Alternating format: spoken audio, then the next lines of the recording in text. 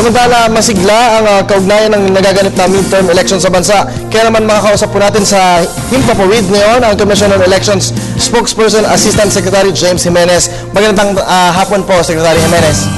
Magandang hapon, Kirby. Good afternoon po. Okay, Asek, kamusta po yung resulta na ginanap na mock election sa iba't ibang eskwelahan sa ngayon? Ano po ang update po natin? Okay naman po. Nagkaroon tayo ng konting issues sa transmission at may mga PCOS tayong kinailangang i-replace.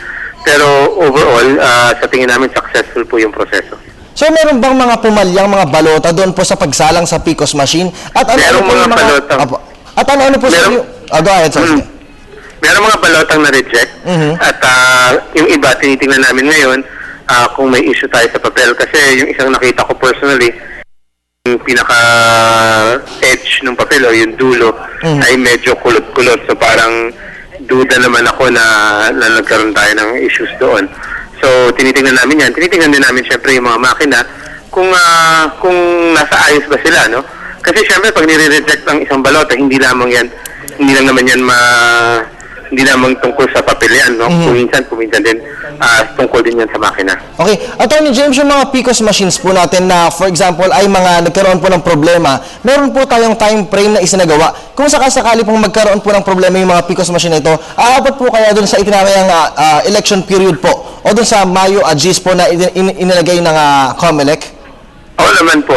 Yung mga PCOS machines natin, sa karamihan sa kanila ay gumagana ng maayos and although of course hindi natin may iwasan na on election day maaring magkaroon ng problema, nevertheless meron naman tayong pasobrang mga makina so that even on election day kapag nagkaroon ng issue, within re-replace natin yung makina. Okay. Asek, isa pa pong matinding usapin ngayon yung pagkakaroon po ng election gun ban kaugnay po sa pagpapatupad na rin ng COMELEC checkpoint sa buong bansa. Sir, kamusta na po yung pagpapatupad po natin ito?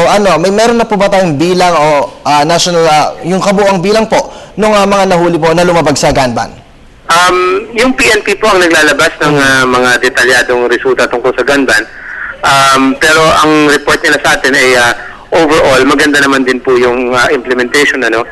So far, nagiging peaceful naman at wala namang nagiging violent incidents na incidental to the implementation of the gun ban. Patuloy pa po nating i-implement yan hanggang sa pagkatapos ng halalan. Opo. Attorney, medyo nagkakaproblema lang po doon po sa pagpapatupad naman po ng liquor ban. Ano po ba yung katotohanan tungkol po dito? Pwede po bang ipapaliwanag niyo po sa amin at para na rin po sa mga kababayan po natin na nakatutok po ngayon sa atin? Ang liquor ban po ay the day before the elections and on election day.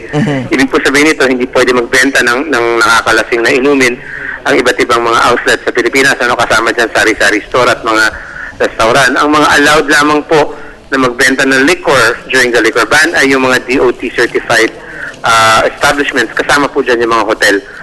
Dahil naman, syempre, hindi naman din pwedeng pati yung mga turista ay hindi natin painumin. Hindi naman sila Pilipino.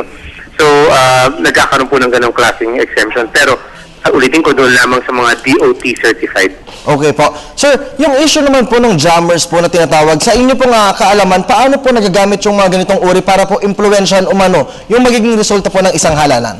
Actually, medyo mahirap din ma-imagine kung paano siya makaka-apekto. Unang-una, kapag may jammer sa vicinity, alam na alam ng lahat ng tao na magkakaroon ng jammer kasi all of a sudden, lahat ng cellphone mamamatay ang signal.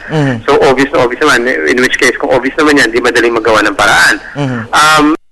Ng ibang mga eksperto ay magagamit daw yung jammer sa paraan ng pagpapabagal ng pag-deliver ng transmitted results. According to them, maaaring magbigay daan ito sa tinatawag ating trending. Although, of course, yung trending sa current setup ng ating AES ay halos imposible nang mangyari kasi sabay-sabay naman dumarating yung mga resulta. Okay, panghuli na lang po, sir. Ano po ang gagawin natin aksyon o ng COMELEC po maging dun sa mga ulat po na lumalabas, kaugnay po dun sa bentahan ng mga jammers na ito, sir?